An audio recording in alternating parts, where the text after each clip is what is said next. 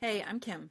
And I'm Pancho, and you're listening to Now That You See It, a show that will ruin you for boring conversations forever. It's about the invisible stuff that shapes how we think and connect, those, oh, wait, what?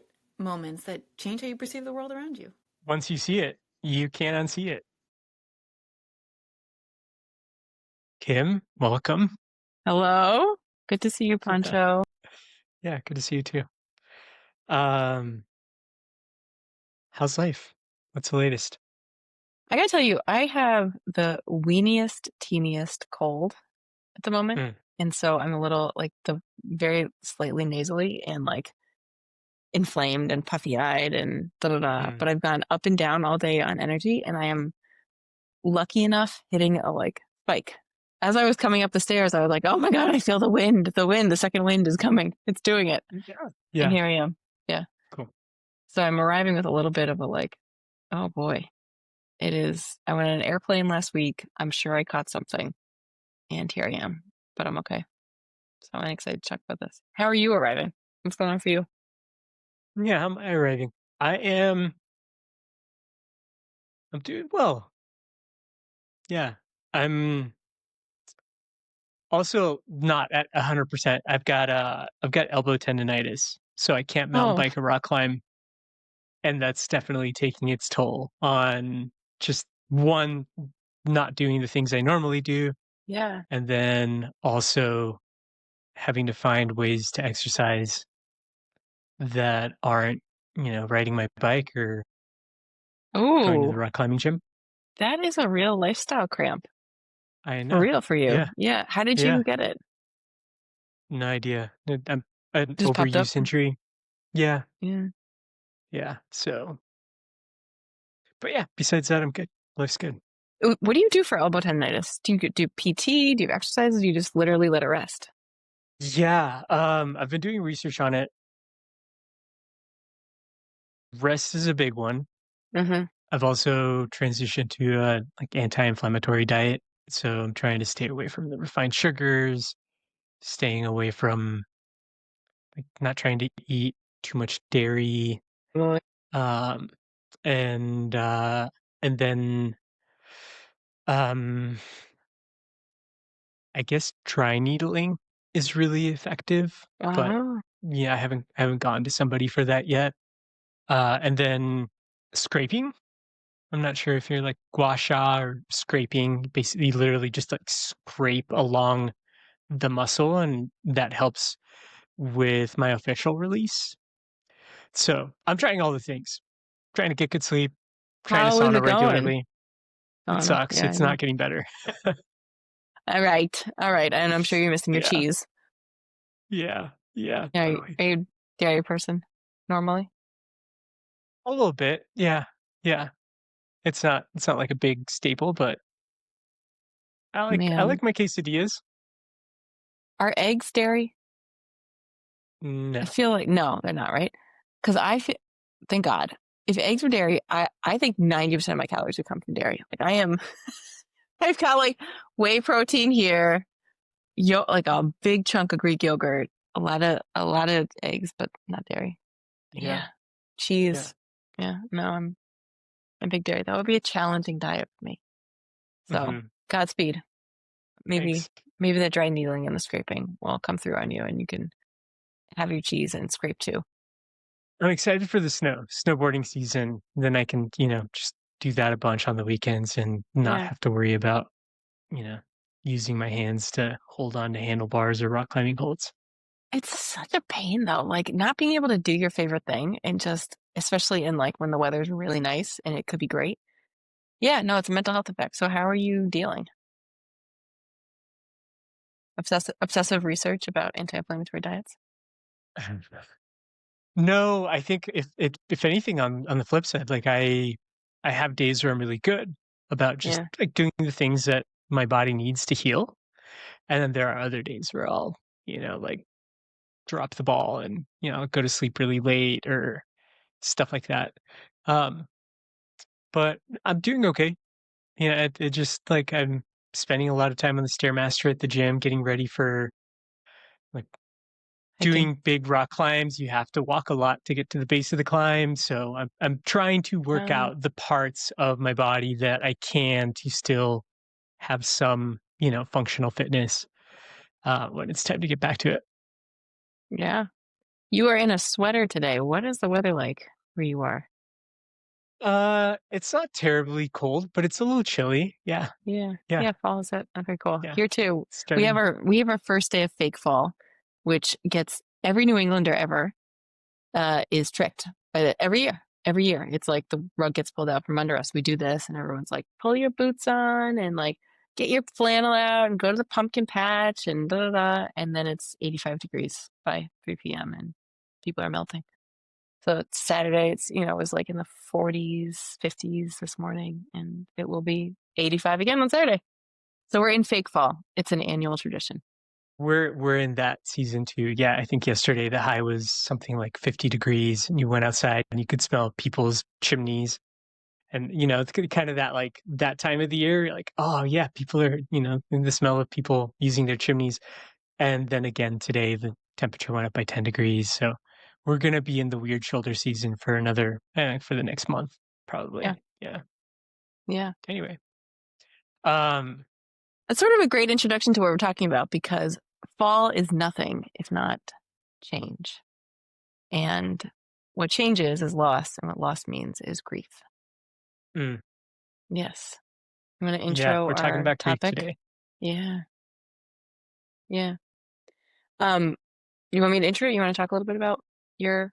Yeah, no, I mean, I thoughts? think you're leading the conversation today. So I'm curious. You proposed we talk about grief, specifically unprocessed grief and grief in regard to change. Say more about that. What have you been thinking about in terms of grief? Well, here's the thing. I have this just in sort of like watching myself, watching the humans around me, and now coaching a lot of people through experiences that we collectively as a society call burnout, but are really sort of like when your coping strategies for life stop working.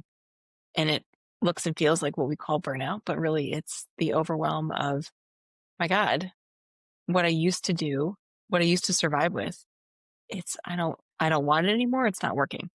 And what I've noticed in my client sessions is either it comes out right in the intake, or within the first 2 sessions, we uncover some sort of loss, profound loss usually. And it can be obvious. It could be a death of somebody that just hasn't been fully processed. It could be a loss of a best friend, or just a relationship has ended. Or it could be a lot of different things around identity, around just like a change. It could be a move, but of course it could be a divorce. Of course it could be a loss of a major relationship. But a lot of the times, some of the losses we go through masquerade as just like normal and normalized change. And we have all kinds of funky behaviors around the really deeply uncomfortable feelings that come up when we experience change, even happy change, because there's often something that we like that's changing, even if it's to something good, but often change with a loss associated with it. It's really deeply uncomfortable to experience the loss of your identity or just stability or the way you thought the world was going to work, the way you thought your life was going to turn out, and something changed. And many, many, many of us do some pretty wacky things that look nothing like grief by the book to compensate for that uncomfortable feeling and get the hell out of it. And it can look a whole bunch of different ways. It's coping. It's coping in both our like way of coping where we turn towards the problem, which generally helps alleviate some of the feelings, or it's coping towards avoidance, numbing, projecting, putting on somebody else, experiencing all kinds of other feelings that will cover up the grief. But what I've noticed is that if we were better at identifying the many faces of grief and calling it what it is, and then just having like, I don't know, some space culturally and just some like a little bit of an instruction kit for like, what the hell do you do when you discover that you're like, oh, this isn't just anger. This isn't just injustice. This is grief. And grief means I have to grieve and gross accept a loss, which I think is what prevents people from really moving through it. But I truly wonder who we would be if we were better at this. Because I think a lot of the problems we experience, not just in burnout and overwhelm and sort of like what we might formally call like a midlife crisis, could come at any time of just the experience of, oh my God, what I've been doing isn't working anymore. I truly wonder who we would be if we were better at, more friends with grief. So that's my spiel. That's my startup spiel. What has grief meant to you?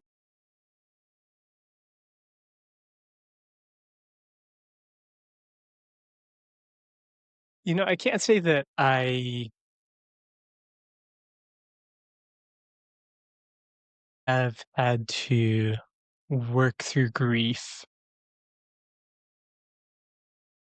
in a significant way Mm, recently. I think I would need to think through, like what significant losses have I experienced in my life that have led to grief? And then, like there was like one of my first major breakups in my 20s. Like there was mm, definitely grief there, but there was also a lot of other stuff that came with it mm. that were other emotions, and then also so yeah, I'm not sure that other emotions and things that were unhealthy that were not the grief, right? They were, you know, a dude full of testosterone in his early 20s trying to figure out, it was a lot of like abandonment stuff, and Yeah. that's not the same as grief. Um, so my experience with grief in the last few years, I think, has been either being there for other people as they go through Yeah. grief, and then also learning about grief and kind of understanding it from the perspective of evolutionary psychology and the language of emotions. Yeah. Yeah. Yeah. What about you? How are you? How's grief shown up in your life today or recently? Yeah. Well, I'll answer it. And I'm curious about like when you said, oh, it's just testosterone guy, abandonment stuff. It's not grief. And I'm like, but is it not? But is it not? And that's Mm, sort of what I'm talking about is like, yeah. what would it what would it have been like? What would that experience have been like? Those two things can like biologically and attachment relationship stuff can sit side by side with like the experience of grief and they'll interact with each other. Yeah. What would it have been like if there was sort of I don't know, like education for you of a lifetime of it, of like, this is what grief can feel like. And this is how you can move through the loss of the relationship or the loss of, this sort of like vision of, I thought who I was. And now I'm being told actually I'm somebody else or, whatever it ends up being. While also acknowledging that like, yeah, my abandonment shit's going to come up in this. How would that have looked if you had a better relationship with grief Hmm. or had more awareness of it? That's Right. sort of the question I'm digging into. I don't know. Do you have like, and I will answer what you asked me, but do you have any thoughts about that?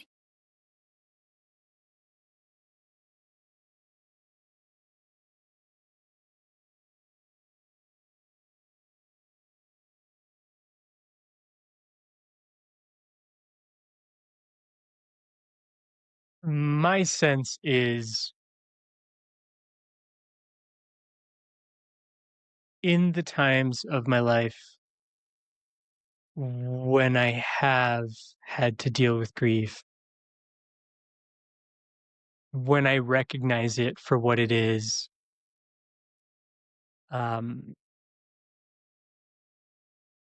it doesn't drag out in a way that becomes unhealthy. Mm, So I'm like, for whatever reason, the two events that are coming to mind are one, this like very difficult breakup when I was younger that came with infidelity mm, and abandonment. So there was grief there, but there were also all of these other new experiences that I was dealing with. And then the the other event that comes to mind is when my grandma died. Mm. And she went pretty quickly, and sh my family's in Mexico City, so I didn't get a chance to be there.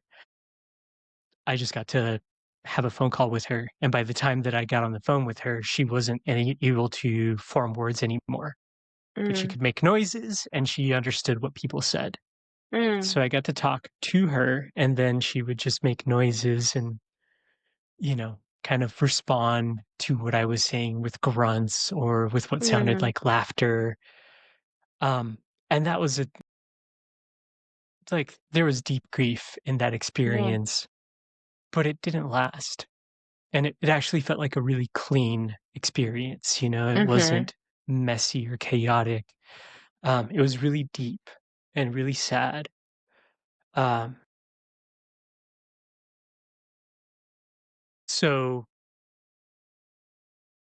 I think that's, just thinking about what you're talking Yeah. about, two things to juxtapose grief in a really messy way, combined with all of these other things that led me to ruminate, that led me to argue with reality, that didn't allow me to just, sit with the emotion. And then this other thing that was like very clear and simple and irrefutable.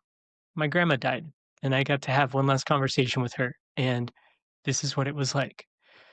And so that's what's coming to mind for me. Yeah. Yeah. What's notable about those examples is there's some like, I don't know, cultural scaffolding and support around like identifying those things as losses, and that things that you can grieve, can experience pain around, can be justifiably like, if you tell somebody I had a shitty breakup, people are gonna be like, that sucks, man. Like, let's like take care of you, or like, let's do something that feels good. Because that makes sense that you'd be sad. And with your grandmother dying, there's rituals and there's like cultural acknowledgement that of course this is gonna be awful. You're gonna get time, you're gonna get grace. And I have a sense that there are many, many layers of losses that don't get those benefits. So we don't process the grief, and then it just sort of gets stored and transmuted and projected in different emotions. So for instance, there's this great book called Ambiguous Losses. Have you heard of the phrase ambiguous loss at all? No. No. It really it helped me see that like, wow, the grief in like small g and big G comes up all the time. And the small g one is the ones we often miss. But it's just as big. So when, for instance, when a loved one has dementia, people speak about often there's two deaths. There's the death 10 years before they die when you lose the person as you know them. And experiencing that loss is just as real as the, transition from this earthly plane. Mhm. And yet you are still there, sometimes interacting with somebody that you know, and then often not. And that like back and forth of like what's real and what's not. What am I counting on and what's not? Who is this person? Like what counts as a person? What counts as a loss? And that's the example that sort of kicks off the book and the talk about losses that aren't recognized as losses. And so we don't honor them in the way that we should. For instance, like the grief process around death is just well registered, well documented, tons of rituals, tons of like, we still F it up. Like we still are like, I'm fine, and you move on. Or, that year anniversary comes around and you're like mysteriously cranky and sad and somber and just like can't remember why. And then you're like, oh, right. When my dad died, the leaves were changing in the same way they are now. And like, back in it. And so even with formal sort of big L losses, we can still miss the like long tail of grief and what it can do to our bodies. So we certainly miss it when it's not clear and obvious in terms of like what we're actually losing. So it can be things like you lose a loved one in the early stages of dementia and Alzheimer's. It can also be things like, wow, I have a chronic illness now and I'm losing the vision of what I thought my life was. That's grief. And oh, wow, I really thought that this person was a certain way and they're not. and I became really attached to what I thought they were. And you're not just grieving the end of the relationship, you're grieving the experience of who you thought that person was, among like many other different kinds of losses. Or like, I thought of myself as this kind of person. I thought I was, you know, super organized and super kind and all these things, but I'm finding out that like the way I'm perceived in the world isn't that. And I have to grieve the loss of who I thought I was to people. And in those cases, I don't always see us going through the like, not that grief is linear by any means, but engaging in sort of like the well-worn steps and paths and like experiences of named grief. I see many of us going back and being like, I hate this feeling. Somebody must be to blame. And it's you. And I hate you, or like, I hate the system, or it's this, or it's that, or it's like. Yeah. So I see it all over the place. And like culturally, groups of people who thought the world was going to be a certain way, thought they were going to be supported in a certain way, and it turned out to not be that way, and like blame the other. So anger, tons of just othering, tons of numbing, tons of just displacement of feelings, projection of like, I don't like this thing about myself, so I'm going to actually say that it's you and you are that thing, and so I can hate you. So I see all these dysfunctional behaviors from the experience of not having fully processed and integrated loss in our lives, because we don't name it as loss. We name it as like that shitty thing that happened to me, or the thing I don't even want to talk about. I will not even go there. I cannot. Yeah. What thoughts are coming to mind? You mentioned the two things you talked about that are, you call them ambiguous losses. So you talked about the loss of someone else, right? Mm-hmm.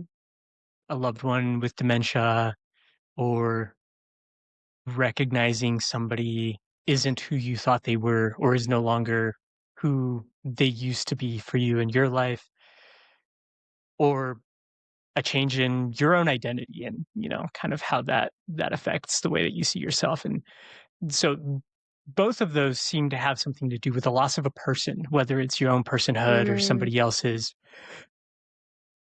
What other examples are there out there of like an ambiguous loss? I mean, I have some ideas, but I'm curious, like that don't have to do with people. People or identity, Yeah, people or identity. like how you think of yourself. What are your ideas?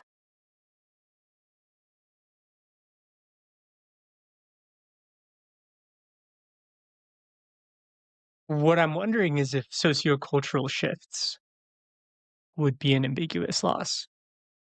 For sure. But I just pull that back to identity. Identity at a larger scale, like a collective identity. Yeah. That's true. Not as personal, but yeah, totally identity based. Would there be things in the natural world that might be an ambiguous loss, like things that don't pertain to, Yeah. like My maybe God. location Yeah. I mean, where one climate lives? displacement. Yeah. Like you can no longer live, right now we just watched Cape Hatteras be like eaten by the ocean in North Carolina by some of the hurricanes. The hurricane didn't even hit, but the storm just surged and ate up the coastline houses. And where you are, West Coast, things are not right now, thank God, as far as I know, but fires making Yeah. places relatively uninhabitable. And the loss of, and I still think of that as like sort of an identity piece of I'm losing a part of myself because I'm losing my location. I'm losing my home. I'm losing what I thought was going to be my future. Yeah.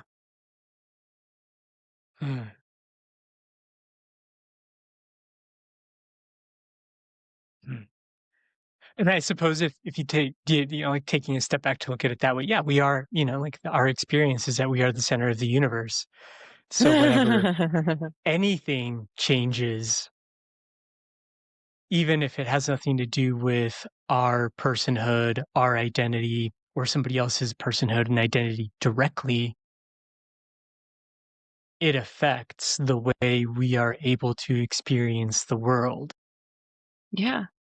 Yeah. And And I mean, and oh, in go ahead. that Yeah. sense, I was just going to say, in that sense, that's the change that's happening that matters. It's not that there is, a tract of forest that is burned and that's terrible. It's there's a tract of forest that is burned, and how I relate with the reality of that change is the thing that's terrible.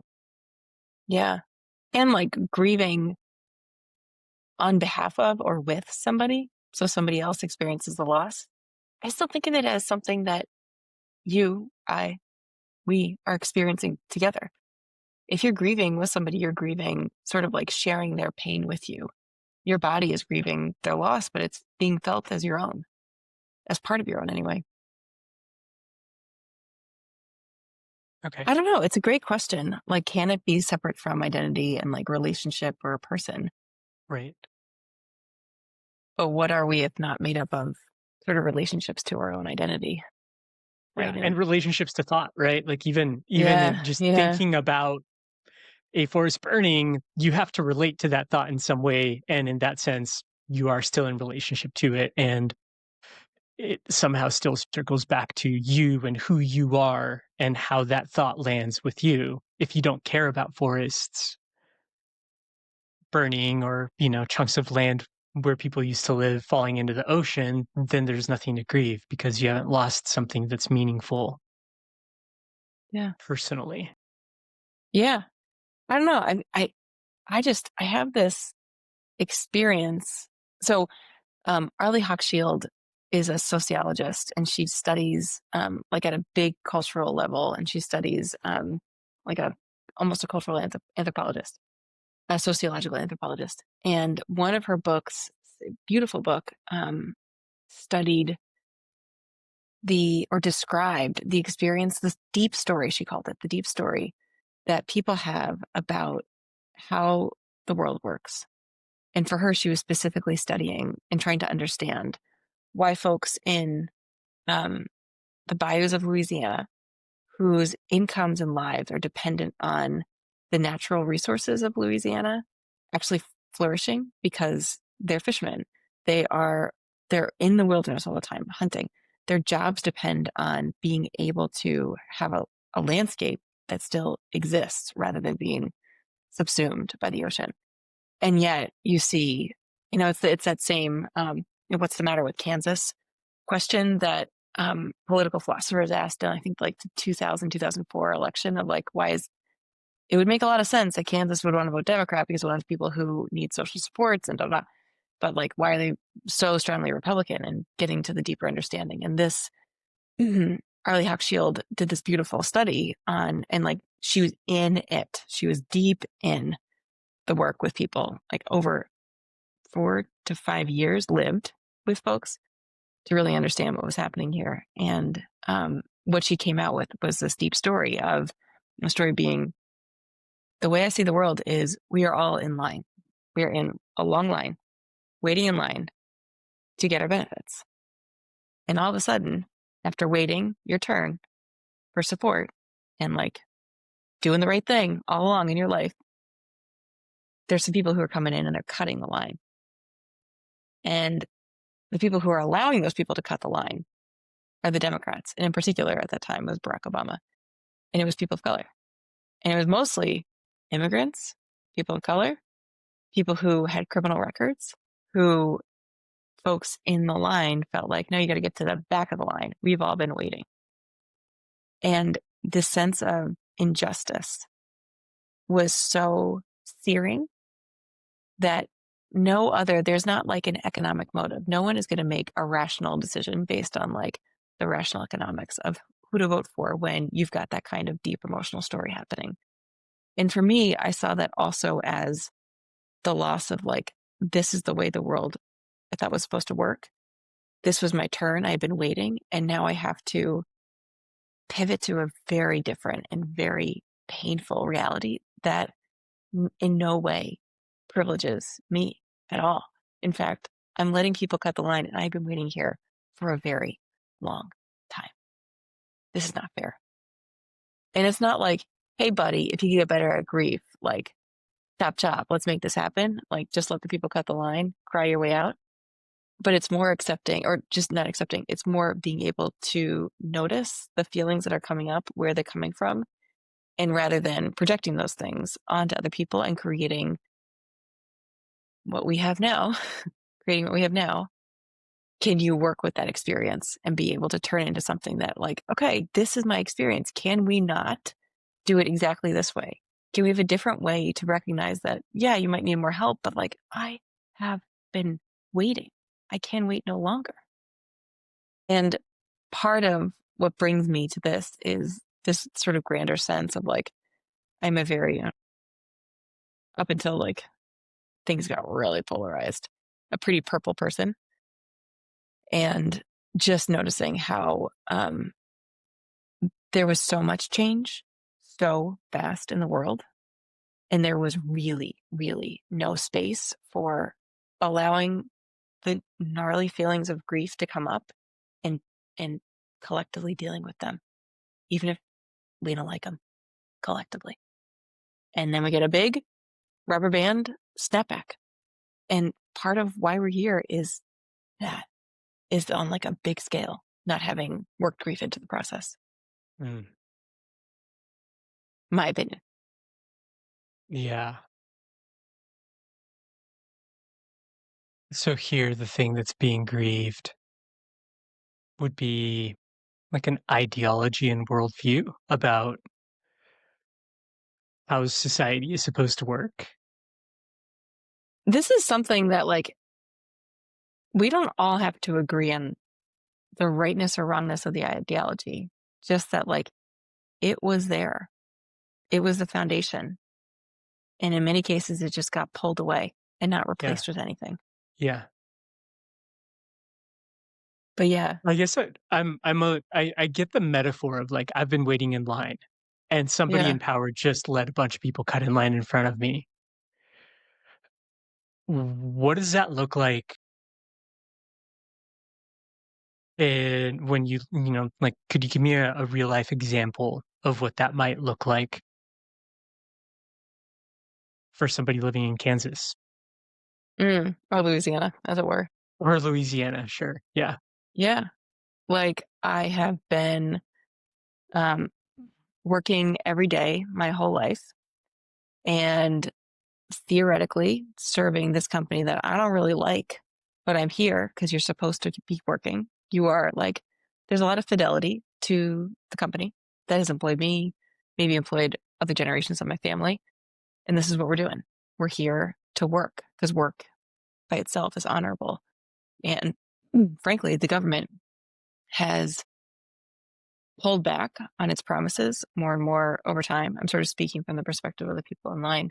Pulled back on its promises. It's been tricky. It's been hiding things. It decides things without really any say from the folks it's serving, even though we have this system of representation. It doesn't really feel like it actually comes down to the people that it's serving.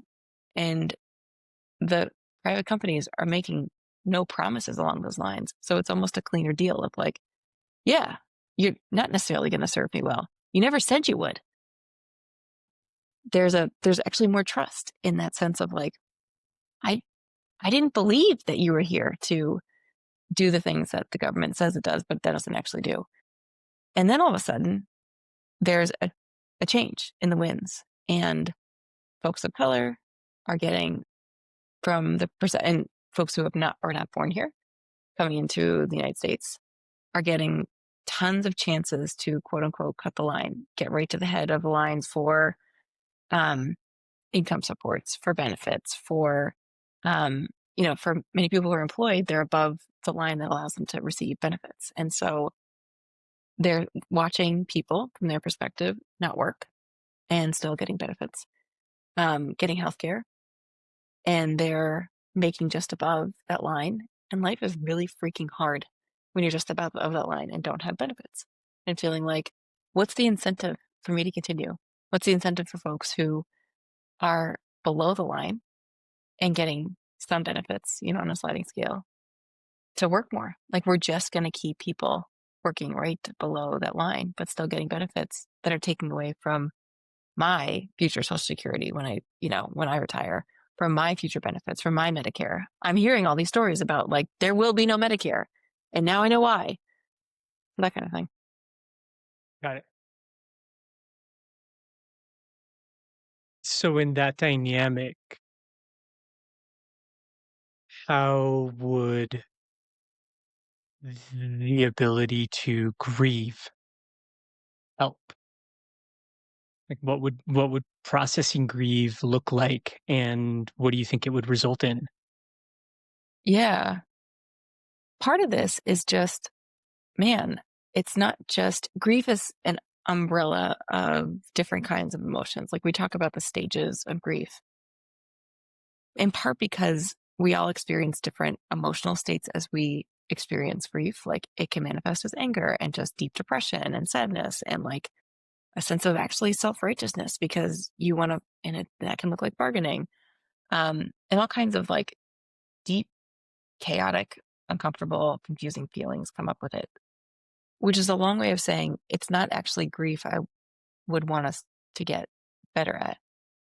It's naming and experiencing emotions broadly, and naming and experiencing loss. So no, don't stop fighting for what you need. So, for instance, this is not me saying, well, just accept it as it is and like, lay down and like, let it happen. It's naming, I feel violated. I feel pissed. I'm so angry. I am so bitter and resentful that this happened. And do I actually need to blame somebody, or do I need to like let these feelings move through me in a healthy way? Like, anger is such a powerful emotion.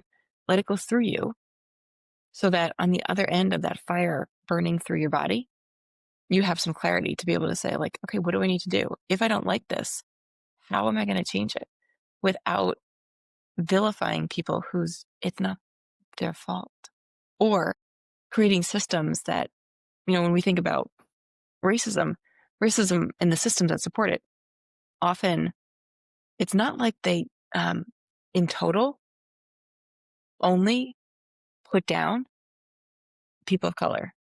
Often these systems actually just like rob all of us of opportunity and money and economic growth. So The Sum of Us by Heather McGhee is the book that goes through this. And it's a beautiful explanation of like, the thing you are trying to avoid is the thing you end up creating. You're trying to avoid privileging people of color, but you end up creating a system that sucks all the resources out from under all our people. And what ends up happening when we're reacting from places of not having processed either grief or loss, but all the emotions associated with it, we come from a place of reactivity, of fear. We create systems that are just fear-based, just extractive, just scarcity-minded, just pitting one against the other, just zero-sum. And you, the creator of these systems, you lose. In the long run, you lose. So I think it's a lot of that, of like, if we could deal with this, we could have probably a creative solution that I would have loved to see a little more like acknowledgement that as like the arc of, the arc bends towards justice. Yes. And that doesn't mean that we ignore the real emotional gaps that we leave people with when we just move ahead. There's a sense of like, we could have done better here. And we're getting a snapback effect because and I want to be careful here too, because it's not just the people in line in that deep story that are pissed. We have also a sense of like the folks who were harmed by these systems, folks of color, poor folks, gender minorities, sexual minorities, anybody, are also in a position of not having fully grieved their losses and creating reactive and reactionary systems. And there's a collective snapback here. Yeah.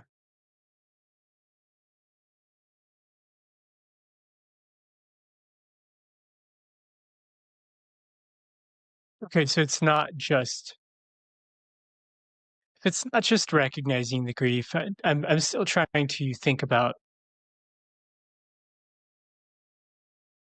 for a given individual, right? For somebody who's listening to this right now, Mm-hmm. and they're asking themselves, okay, what does this look like for my N of one experience as opposed to larger societal forces? What should I be looking out for in myself that could tip me off to the fact that I'm pissed about the way the world is going, and what I'm doing about it doesn't include the emotional recognition and processing. Like you said, let anger move through you, but how the fuck do you let anger move through you? Like, what is that? What does that mean? How does that work? What would it look like for me to do that?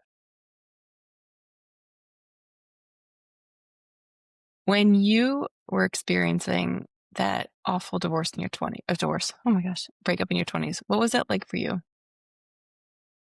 physically?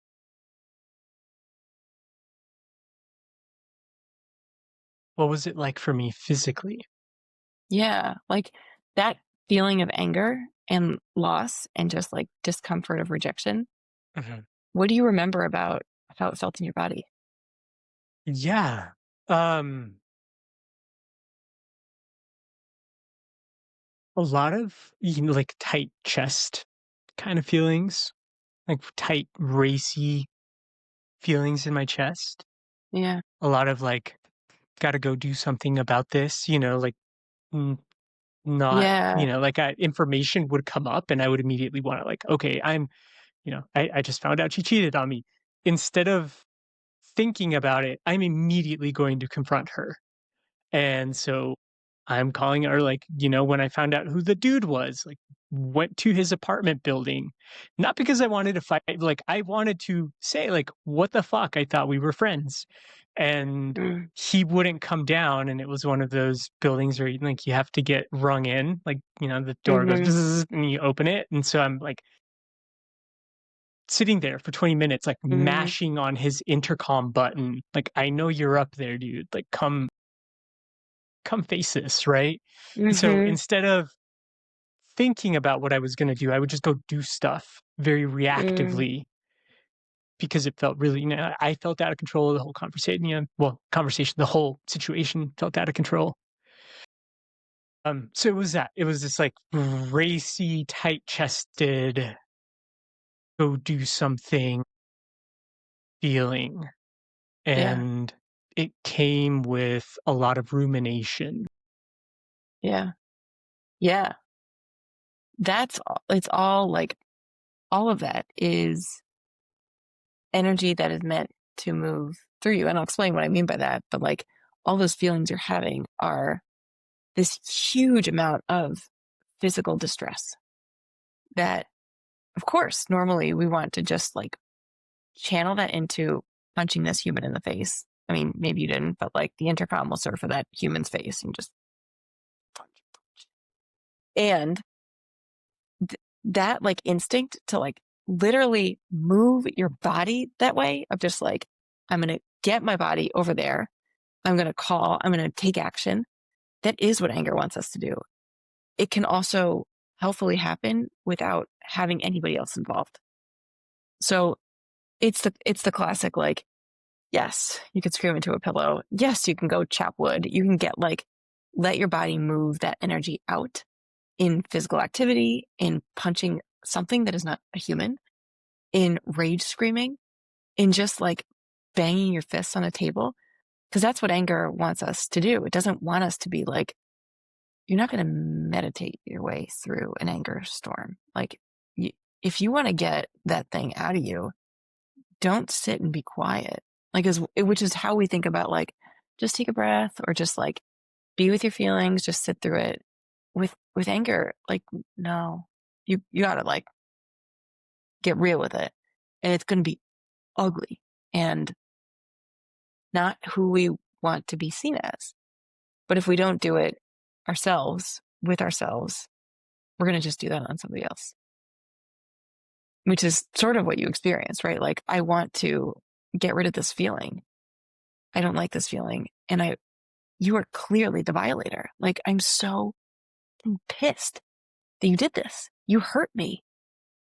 And you can still be angry at somebody, but let the like fire of it move through you elsewhere, so that by the time you're able to get to that person, you can just share like, this was not okay. I am not okay being in contact with you anymore.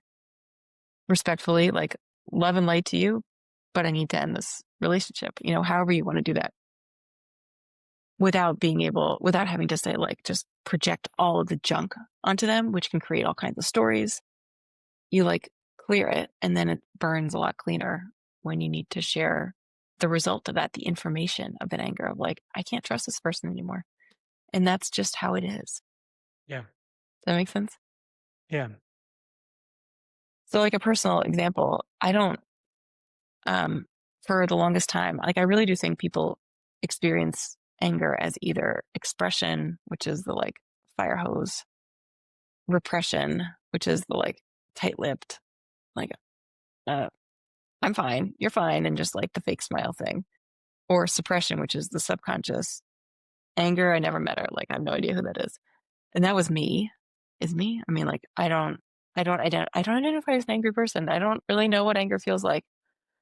It's just like, I'm so sophisticated at pushing it down that I don't even notice it's there. And then it comes out in other ways. Like, the primary way I express emotions is through crying, which no matter what the emotion is, I cry. And that's like, yeah, it's because it was a lot safer as a kid to be sad than angry as a girl. So it just like automatically I cry. When I'm furious, I cry. So it doesn't look like anger. And as I've gotten wiser, I've been able to be like, oh, okay, like I have to be like a little scientist and be like, I think I found some anger in here. Okay. And like do something with it. And literally, like, I have to light it up. I have to actively fan the flames so they become something real and I can deal with them, as opposed to it just like dying out over and over and over again and getting suppressed. So when I express and experience anger, I will like talk to somebody. I'll go on a walk in the sod fields over here and just like be angry by myself, say shit to myself, record myself, cry angrily. And then I swear to God, the next day, I've done a lot of hard workouts in my life. Like, I've been an athlete my whole life, and I've like beat my body up in a lot of ways. But nothing compares to the day after one of those big grieving anger storms. My legs are lead. We're not going anywhere. It's like I ran a 26-miler the day before, like full on marathon. As anger at that level, when you're really mad, when you're really grieving, when you finally let it come up, runs through you like a tsunami. Mm-hmm. So that's what it looks like for me. It can look like a lot of things for a lot of people. Yeah.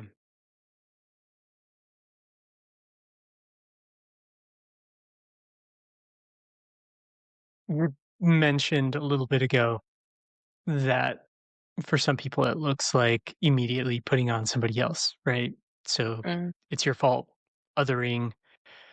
What came to mind for me was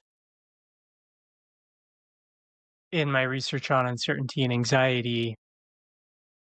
Anxiety happens because the default mode network. So when you're not consciously thinking of something and you just kind of like let your brain, do what it wants, and thoughts will come to mind unbidden.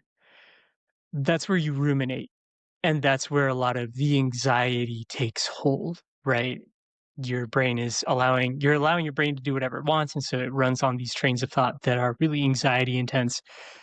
And one way to pull yourself out of that anxiety, that fear, is to look for somebody to blame about the cause of your anxiety, the situation that's giving you anxiety. You make it about somebody else. That actually turns off the rumination and activates a different part of your brain that is, it's indignation, self-righteousness, Mm. the affront of how dare you cause this in my life. Mm. So talking about anger and grief,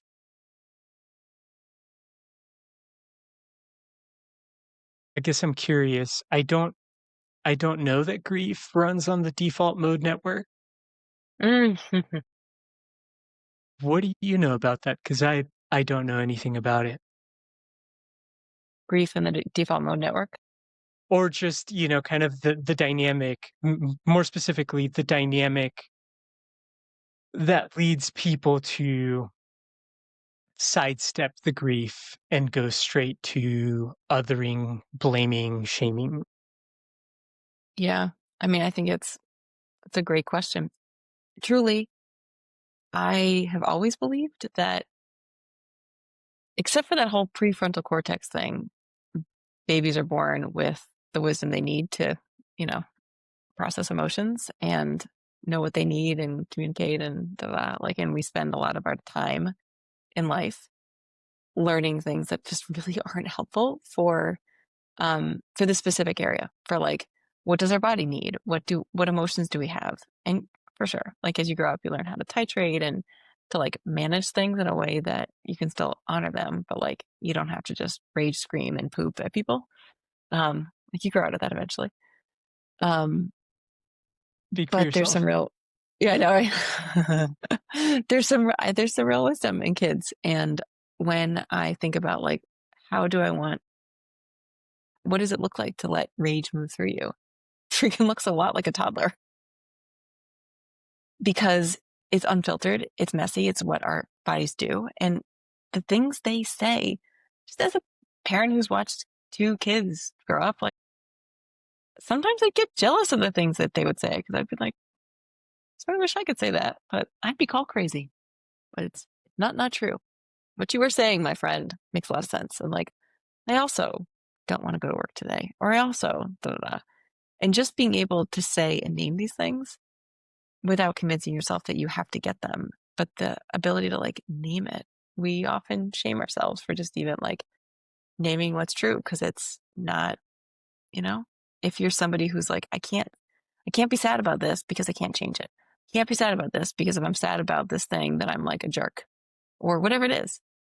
But just you and I, half of this podcast is always, of our podcast, are always things Joe Hudson has said on Art of Accomplishment. But the thing I come back to, I was right? just thinking about Joe Hudson. Yeah, what do you got on Joe Hudson on this? Welcoming emotions. The more you read, even if you're I have to learn how to manage my anger, learn how to tolerate it, and just deal with it. No, doesn't count. You might think you got it, but no, you literally have to welcome it in a positive way, because it's bringing information. It's there for a reason. And the same way a toddler is not shying away from I want to spit in your face right now. Same idea. Yeah. And so okay, so maybe we're not camels going to spit in their faces, but the thought that you can just politely manage this hurricane inside of you, no, it's got to come out some way. And then you got to thank it for being there, because it brought you something, brought you some information. I don't know. What comes up for you when I say that? How's that applying to your life as your adult self now?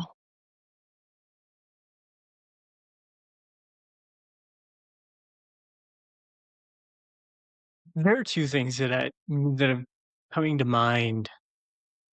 One about Joe Hudson, of course, and then the other one is about me. But I was thinking about in one of the many videos or podcasts I've listened to from Art of Accomplishment, he's talking to somebody and he's talking about the importance of feeling your anger and how it's not necessary to weaponize your anger against somebody else to feel it. And so you're using the example of going and having that tantrum on your own. And I think that accomplishes the same tactic. He's like, yeah, I don't know if it's a recent memory or just something that happened. He's very intentional about how he raises his kids. Yeah. And he was talking about how he and his wife wanted to make sure that it was safe for them as parents to be angry about things their kids were doing, so that their kids could see them in anger and recognize my dad or my mom is currently experiencing anger directly as a result of something I did or said, but I'm not threatened. I don't feel unsafe. And so he's like, yeah, there was one example where I was trying to make dinner and the kids were just being total shitheads, running through the kitchen, playing, and I had asked them multiple times, like, go play somewhere else in the house. Like, I'm trying to make dinner and you're making it much more difficult for me to, like, make you dinner. And they weren't listening. And so he says, yeah, at one point I just like put everything down and I started jumping up and down, stomping as hard as I could, yelling, I'm angry, I'm angry, I'm angry in the middle of the kitchen, like yelling as loud as he could, just letting the I anger love out, that right? man. And his kids saw it. They were like, oh shit, he's angry. But Yeah. it wasn't directed at them. He was just letting the anger happen in the moment, right? So that was the Joe Hudson story that came to mind for me in terms of anger. And then the other one that comes to mind, the other thought that's kind of been playing in the background for me, my old coach Meta DeVore wrote a book on kind of paying attention to the different parts of yourself and what they want from you. So, like your body, what does it need? What does it want? Mentally, what is your mind's voice want? Kind of like your internal narrator and your internal critic. What does that voice have to say about what's happening? Your emotions are another voice. And evolutionarily speaking, she makes the case that emotions are there to get us to do something. And depending on the family of the emotion, the response that's required to act in accordance to the emotion is different. Mm-hmm. So anger, like the anger family, rage, anger, I think jealousy sometimes plays into the anger. Sometimes jealousy maybe is more on the like the loss, grief, sadness side of things. But yeah, like those like hot, energizing emotions that are like anger, she says, yeah, they're there to help you protect something. Something that is important to you is threatened and it needs to be protected, whether that is a personal boundary, a loved one, your core values. Something is happening that is directly compromising your core values and you need to take action to protect it. And the whole idea is you don't need to let the emotion sit. You need to recognize the emotion, almost come into conversation with the emotion and ask it what it wants you to do. Say, cool, thank you, got it. Emotions don't last more than 10 to 15 seconds. If you really truly feel them, let them pass and then go take action on them. So for anger, it's protection. Protect yourself, protect your values, protect your family. For grief, it's loss, like you lost something. Yeah. And you have to process the fact that it's gone. Yeah. And accept that it's over. Yeah. And so and that might take longer, right? It might take longer. Grief and sadness, the case she makes is like, yeah, the anger, that moves pretty quickly if you really let it move and you go do the action. Because then the anger is almost like satisfied, you like gives you the energy to go and do the protection. Grief, there's not much to be done other than just like sit back and accept it and let that acceptance take its course, however long that takes. Totally. I gotta tell you,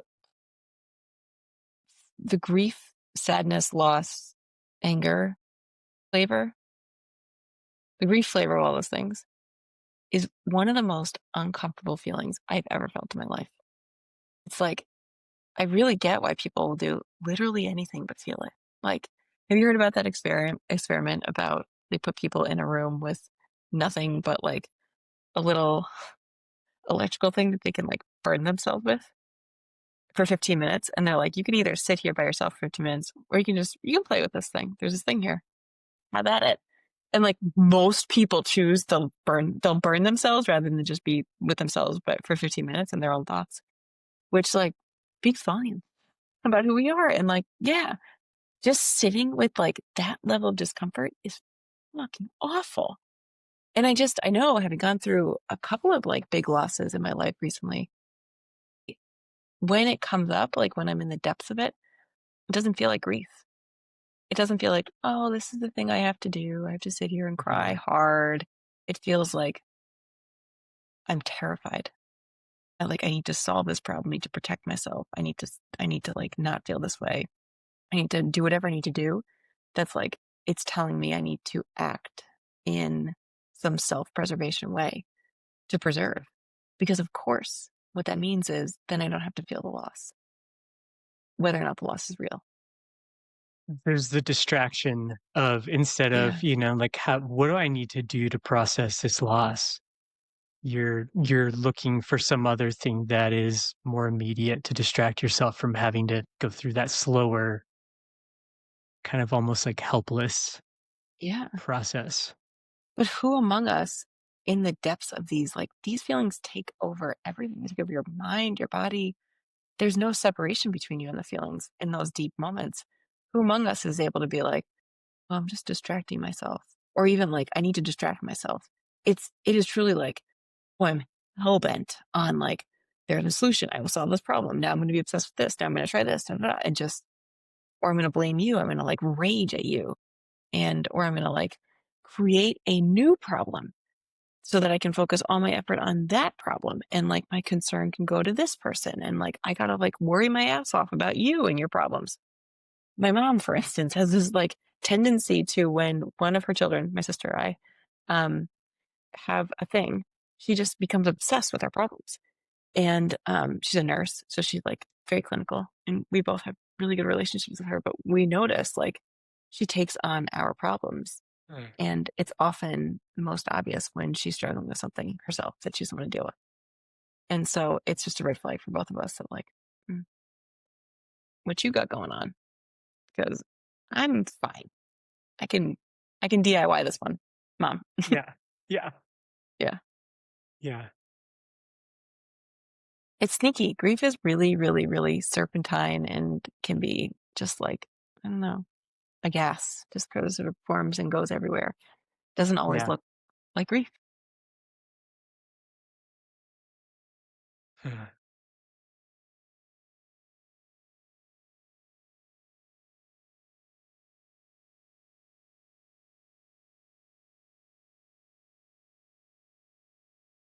For whatever reason, the thing that keeps coming to mind for me, and like I thought about this earlier when you were talking about social forces, and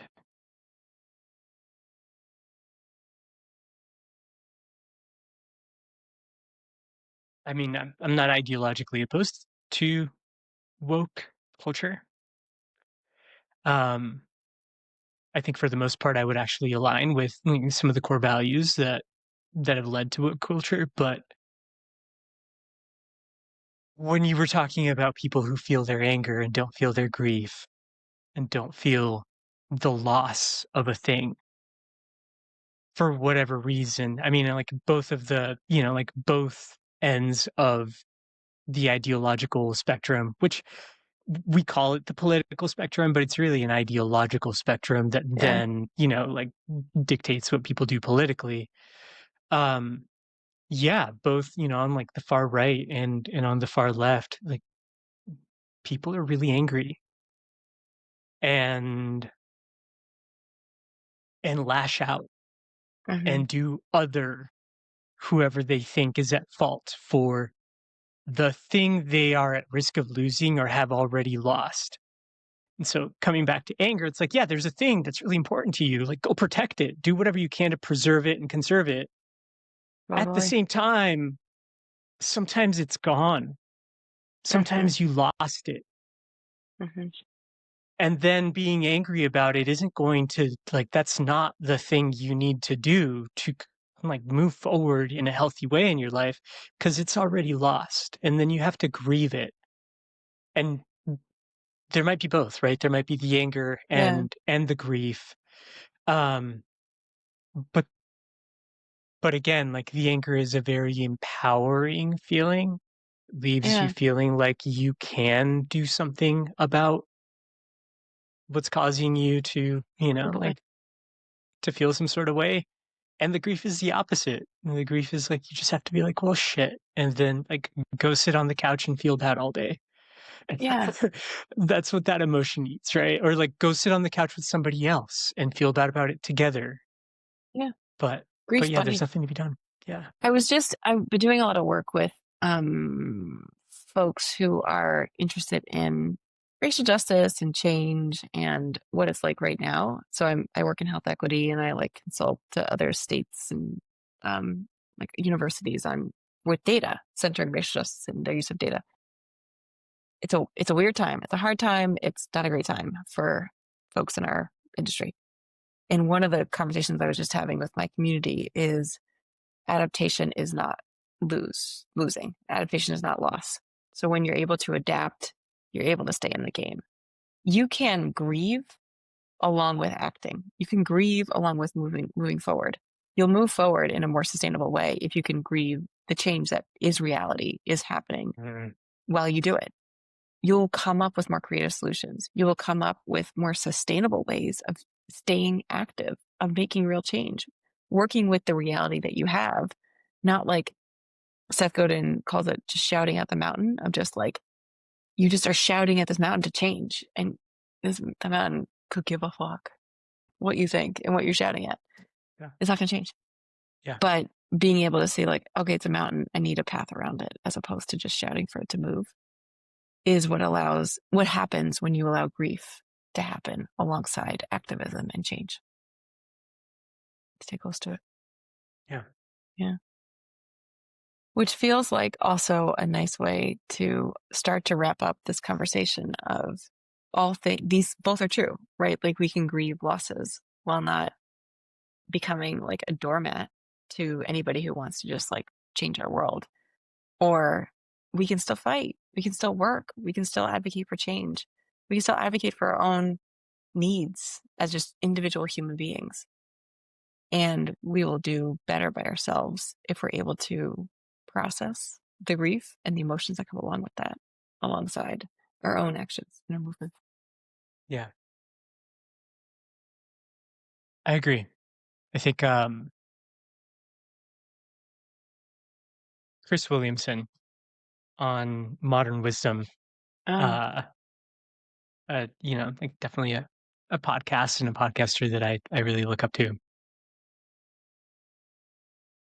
often has conversations on masculinity, right? So he'll have not hosts, guests come on and talk about like, what does it mean to be a man? And the term that he often uses is emotional mastery. Yeah. But he brings it to the table almost as an, like, and I'm not sure he brings it to the table, but it comes up in some of those conversations as not allowing your emotions to have sway over you.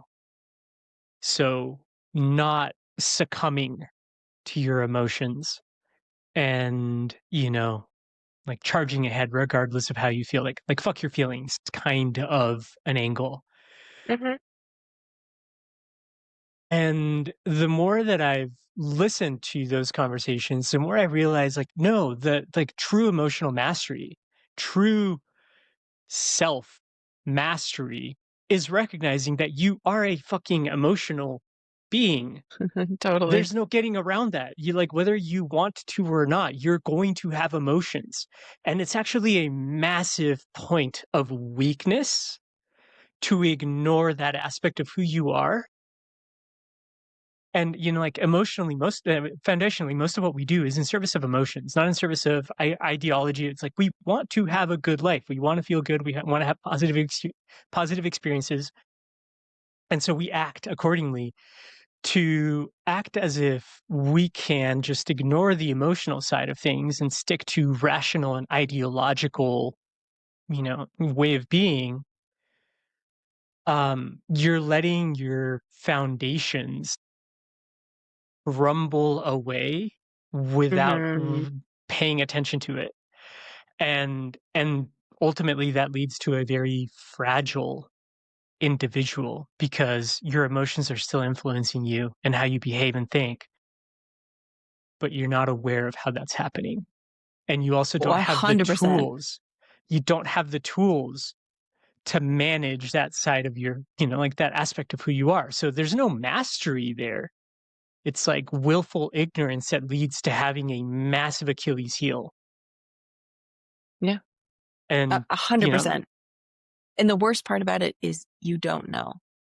You don't know what's happening. You don't know how they're coming out because you've done no work with them and they're just leaking out in all these like fractured ways. But yeah, totally.